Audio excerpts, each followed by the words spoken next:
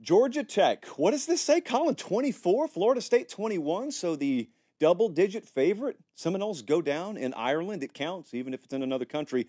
You got to have your head on a swivel this time of year. There are beliefs, and then there are just these working theories, and I've always been of the opinion that even though we go through all of spring, and we go through all of summer, and you go through media days, and you go through fall camp, the best you can hope to have on these teams are really these loose sets of working theories.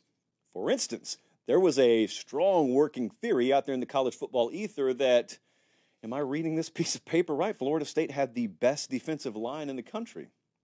Well, that was one way to look at it. The other way to look at it is the view that Georgia Tech had yesterday, and they said, no, not so fast. This is a Greg Maddux special of a game.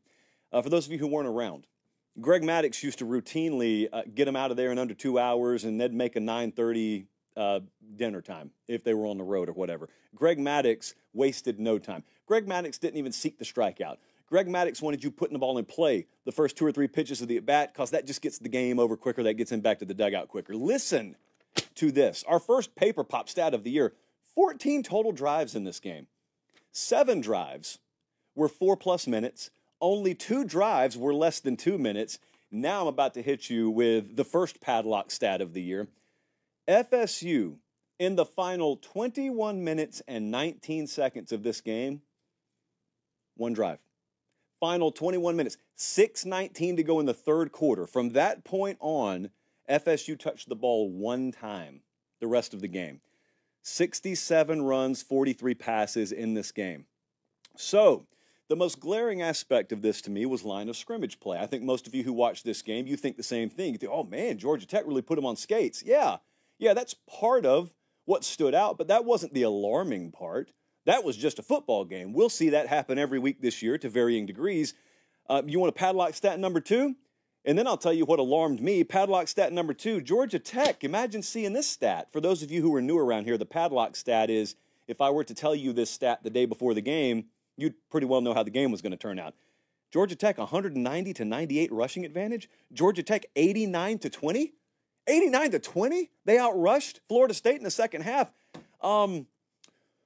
That wasn't supposed to happen. Now, here's the alarming part. Those are just stats. That's just a football game. The alarming part is the closer you got to this Florida State program over the past month, the more confident folks sounded about their running game, and the more confident folks sounded about their impenetrable defensive front. Maybe my word, not theirs, but we heard Pete Thamel on game day yesterday. You think Pete Thamel didn't make that up? Pete Thamel was regurgitating intel that was given to him probably from inside the program. Folks around the FSU program, folks on the FSU beat, folks working for different team websites, they were getting drug over the coals last night. Their members, in some cases, asking for refunds. Why? Because they felt misled. Because a lot of folks who report on this team misled me. You told me that we were going to be good, and then I saw us and we weren't. And so this could be one of 2 things. I have my suspicions as to which one it is. Sometimes a collective media beat around a team will just get caught wishcasting. Wishcasting is, absent any real information, you just start making it up as you go. And you end up painting a picture of a team that ends up further and further away from what the reality of that team is. Now, the reason I don't think that's what this was because most time, if coaches, if they're anywhere near smart enough to rein it in, if they start to sense that the hype bubble around their program is getting too big, they'll go pop it themselves. They'll read an article, they'll look at a gallery on a message board, they'll go look at a segment we do, whatever the case may be, and they'll reach out and say, hey, you might want to pump the brakes now, pump it just a little bit. You're going to make me look terrible because you're going to build us up to be something we aren't, and then week 1's going to come and we're going to disappoint everyone, and folks are going to be mad at me because of the hype you built. So, sure, the folks around Florida State and the media beat there, they could have been wishcasting. Pete Thamel could have been wishcasting. He could have just decided on the flight over to Dublin, I'm going to go on national TV, and I'm going to say, I think this team's got the best defensive line in the country. Yeah, that's one theory.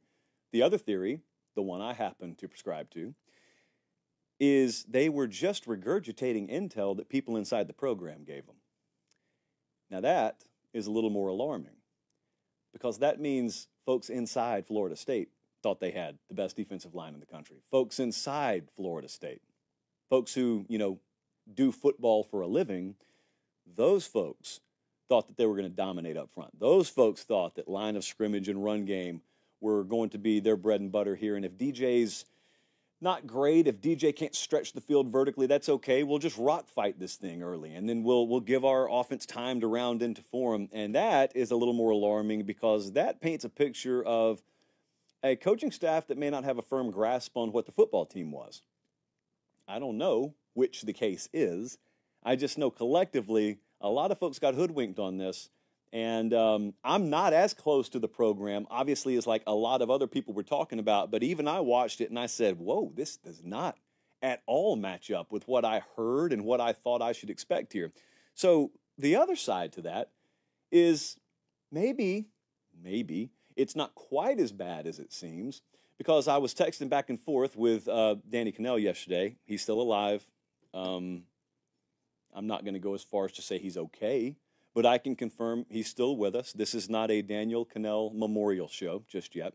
But I was texting back and forth with him, and look, honestly, it's my job to nurse him back to health emotionally in times like these. And so I did say, Daniel, now one of the big mistakes that people make, I didn't necessarily mean this, but one of the big mistakes people make is sometimes when there's an upset early in the year, everyone talks about how the favorite was overrated. But hardly anyone takes time to acknowledge maybe the underdog was underrated. Maybe Georgia Tech's just a whole lot better. I think there's a healthy dose of both in play right now. But I will say, solid golf clap for Brent Key and Georgia Tech. We've always asked the show, or we've asked the question on this show, who's going to figure out how to harness Atlanta? Texas A&M is the biggest sleeping giant program in this sport. I've always thought Arizona State's up there, and there are a couple of other. North Carolina, like if North Carolina ever got right, I think they could be a really, really solid program.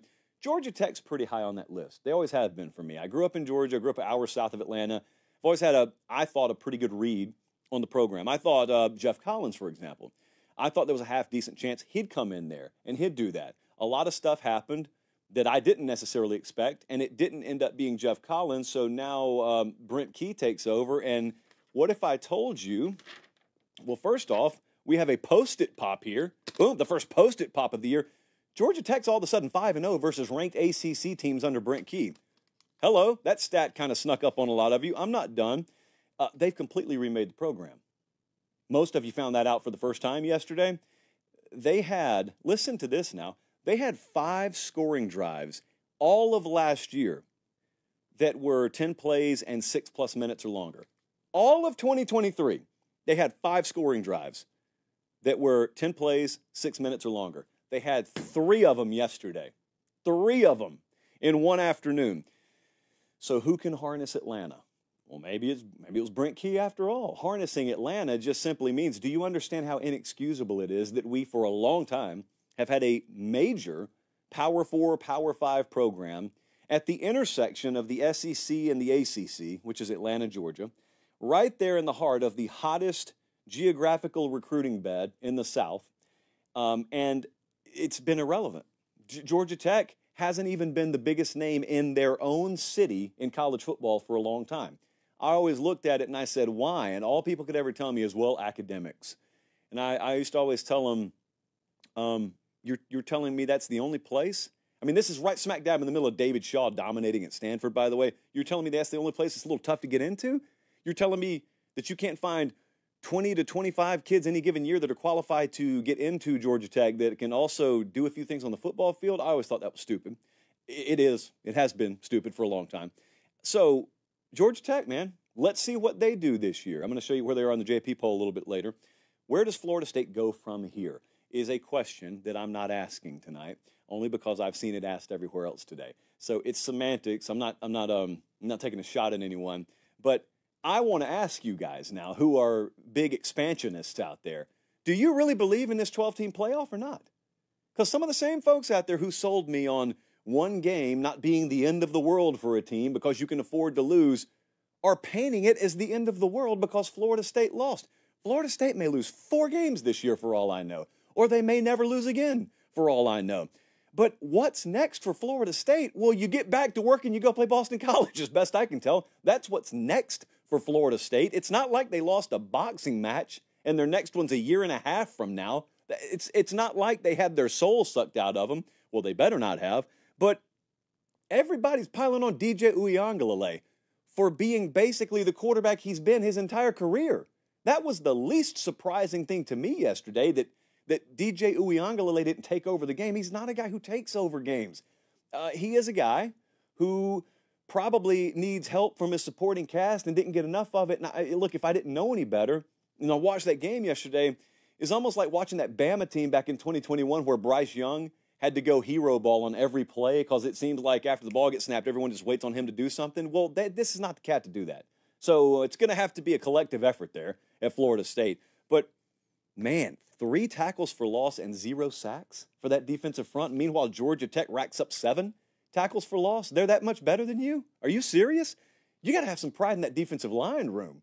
It takes more. It takes more than just going into spring and then everyone writing positive articles about you, and then you just kind of surf. It's like ride a wave into the season.